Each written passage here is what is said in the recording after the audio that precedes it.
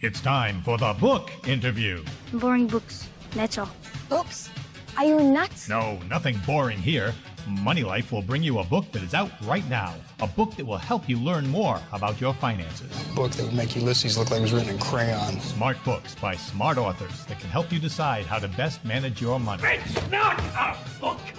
It's a weapon. It's a weapon against making the kind of mistakes that people make in their financial lives. Money Life brings you the books, the authors, and the information to protect you from these missteps and help to keep your financial future secure. I read your book. I liked it very, very much. Don't just take it on faith. Hear the authors talk in depth about their books and give you the facts and figures to back up their information. It's faith. It's the flower of light in the field of darkness. It's giving me the strength to carry on. You understand? Is that from your book? No, it's Johnny Cash live at Folsom Prison. That's right. It's book interview time here, and I have to say I'm very excited today because my guest has one of the hot books out there. His name is James Rickards. He is the author of The Road to Ruin, The Global Elite's Secret Plan for the Next Financial Crisis. Now, Jim Rickards is also the author of Currency Wars and The Death of Money. He was last on this show talking about the new case for gold. So he has written a number of books that look at difficult situations that could be coming, and he has gained a lot of traction. I mean, he's sold a lot of copies because some of the stuff he's saying definitely resonates with the audience. So if this resonates with you and you want to learn more, JamesRickardsProject.com. That's the website. And he's on Twitter. He's at James G. Rickards. Jim Rickards, welcome back to Money Life. Thank you, Chuck. Great to be with you. Now, if somebody wanted to start this at a critical point, they would say, look, I've read your other books, and you're now starting to sound almost perma-bearish, even though you're changing the case. You, I know, don't feel that way, but you have to explain to my audience what that difference is, because you do see negative things happening, but you're not somebody that says, oh, let me rush out and be too alarmist and be perma-bearish. Well, that's right. I mean, if you actually go back over my books, Currency Wars came out in 2011, and here we are in 2016, going into 2017, and the currency wars are still going strong. President-elect Trump is talking about branding China currency manipulator. China's currency has been going down lately. They resist that. You see the dynamic in the euro versus the U.S. dollar. Emerging markets are complaining about the strong dollar and their weak currency and capital outflows. So the currency wars are raging stronger than ever. And I said that in my book, Currency Wars in 2011. I said we're not always in a currency war, but when we are, they can last for 5, 10, or 15 years. So I'm not the least bit surprised that here we are 5 years later. So that book is a very good guide to how the international monetary system has played out. My second book, The Death of Money, in 2014, has long chapters regarding the SDR, the role of the IMF, the fact that the IMF is a de facto central bank. That was April 2014. Here we are in late 2016. And just recently, in July, the IMF issued a paper talking about the rise of what they call MSDRs, which are market SDRs. That's what the M stands for. And on Q, the World Bank issued a $2 billion SDR bond issue. Notice I didn't say $2 billion. I said 2 billion SDRs. And there have been other follow-on issues. And on October 1st, the IMF included the Chinese yuan in the group of currencies used to calculate the value of an SDR. So I think I have a pretty good track record of being 2, 3, 4 years ahead of these major trends. The problem is we live in a world of 2-second attention spans. You know, you say something on a Tuesday and the market goes the other way on Wednesday, and somehow you're an idiot. I don't think a day ahead. I think years ahead, and I am giving readers the opportunity to see these trends coming and to prepare for them. In my new book, The Road to Ruin, and that's what I was going to turn to right now. Explain a little bit to folks about The Road to Ruin, please. Sure. The Road to Ruin is the third book in the series. There was the new case for gold, but that's a little bit of a specialty. I put a lot into it, but that's kind of a standalone. But Currency Wars, The Death of Money, and The Road to Ruin, my new book, are 3 volumes in a projected quartet, a projected 4-volume series on the future of the international monetary system. The Road to Ruin basically takes the reader forward to, I say 2018, but that's really just to sort of put a stake in the ground. It could be tomorrow, to the next global financial crisis.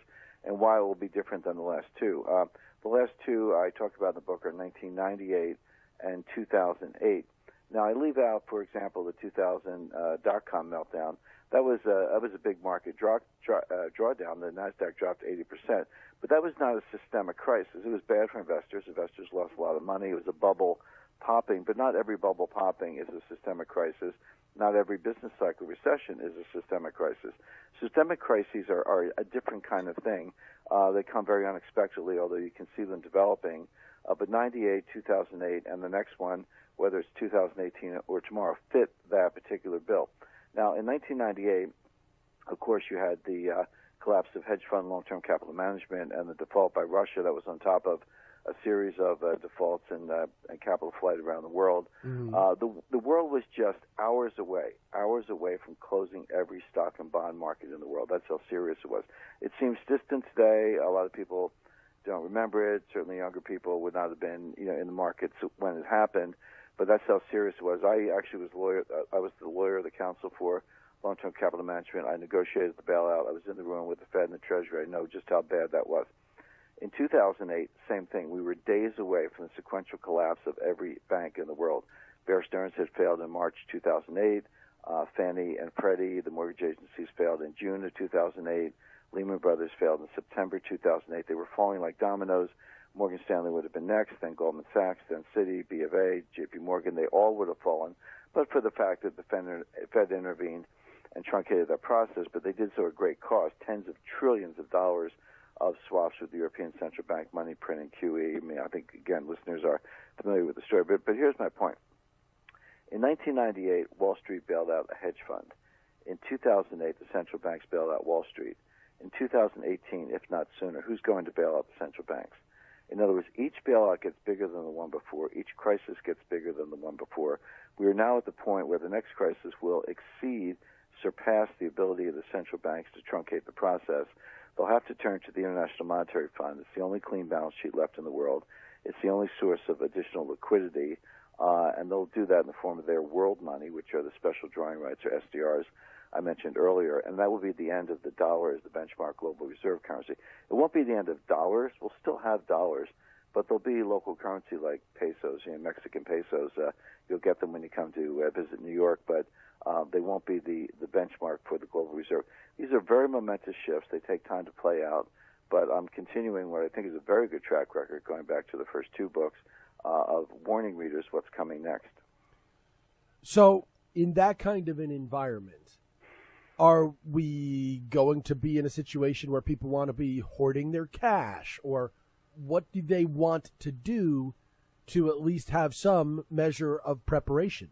Well, cash is a good asset in the short run, and I have about 30% of my portfolio in cash. People are surprised to hear me say that. They go, wait a second, Jim, you're the guy talking about the death of money, et cetera.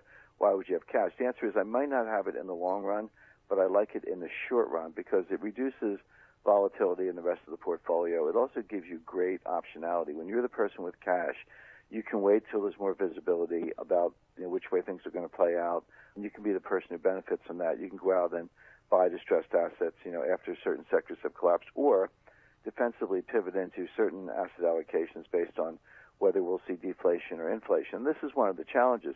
Deflation is the natural state of the world. There's no doubt about it because of demographics, technology, debt, deleveraging. On the other hand, inflation is a clear and present danger because of central bank policy.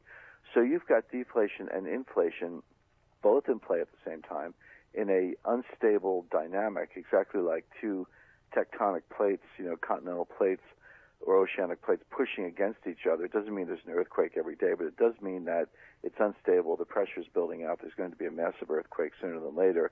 It's just a question of when and which way it breaks. So investors need to think about deflation protection plays and inflation protection plays, and cash gives you that optionality. The other asset I recommend, about 10% of your investable assets in gold. Gold is the other end game. I talked about SDRs as the end game for the reset of the international monetary system, but gold is another possibility. There's not a central bank in the world that wants a gold standard, but they may have to go to one to restore confidence. Even if they don't, if they're able to restore confidence somehow with massive printing of trillions of SDRs, that will be inflationary. So gold will either benefit on the inflation vector, or it will benefit if countries have to go to a gold standard, in which case the implied non-deflationary price is about $10,000 an ounce. From the perspective of people hearing this and going, okay, secret plan, global elites, help them understand, A, the global elites, and a plan that is secret that yet you are able to write about. Well, that's a great question, Chuck. First of all, the global elites, we know who they are. I mean, when you use that phrase, as I do, people conjure up a deep, dark conspiracy of figures in hooded robes sitting around a mahogany table like something from a Spectre meeting in a James Bond movie. That's not what it is. I mean, we know who they are. It's Christine Lagarde, the head of the IMF. It's David Lipton, her first deputy managing director. People like Mario Draghi and Janet Yellen, heads of central banks. Academics like Ken Rogoff at Harvard, Larry Summers, also at Harvard. Public intellectuals like those in the UK, Adair Turner, Anatol Kalevsky, and others. It's a collection of about several hundred academics, central bankers, finance ministers, public intellectuals, etc., who collectively run the international monetary system. And they don't need a top-down organization. It works because they're like-minded. They all went to the same 5 or 6 schools, whether it's Oxford or Harvard or MIT, Chicago, Stanford, etc., small number of schools.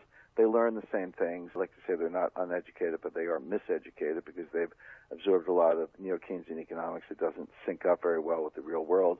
In many cases, they taught each other. You know, you take a figure like Stan Fisher, vice chairman of the Fed. He's a little older than the other folks I mentioned. He was PhD thesis advisor to a number of those who today are out there running other central banks. So when you have a like-minded group, a group that's engaged in groupthink, a group that all kind of they're all using the same obsolete and dangerously erroneous models, you don't need a conspiracy. They just kind of work in sync. But unfortunately for the rest of us, they are in charge of the system. Now, as far as the secret plan is concerned, the way I put it, the IMF is the lead organization, but there are others, the G20, et cetera.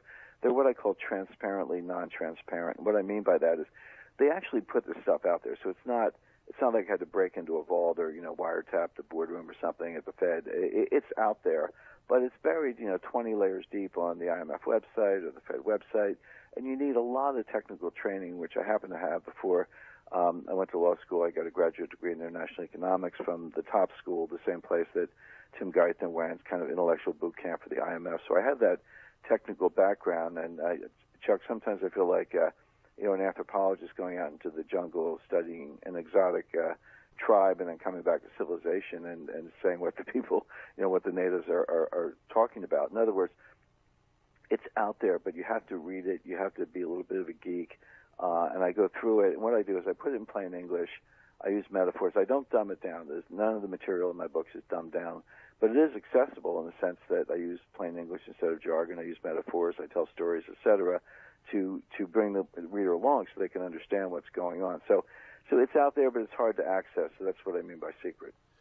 Jim, I wish we had more time because I know that the book challenges economics. You just talked about the importance of your economics degree, and yet at the same time, I know the book gets into sort of economics not really being particularly useful when it comes to recognizing and understanding global financial events. There's a lot more there. What there isn't a lot more of is time. So thanks so much for joining us. I'm sure we will be talking again when the next part of your series comes out. But thanks so much for talking to me today about The Road to Ruin. Jim Rickards is the author of The Road to Ruin, the global elite's secret plan for the next financial crisis. You can get more information on all of his books and what he's been doing at jamesrickardproject.com. He's on Twitter at James G. Rickards. All right, we just hit the halfway pole on the December 6th edition of Money Life. But halfway means there's much more to go. So settle back and relax. We'll be back in just a moment.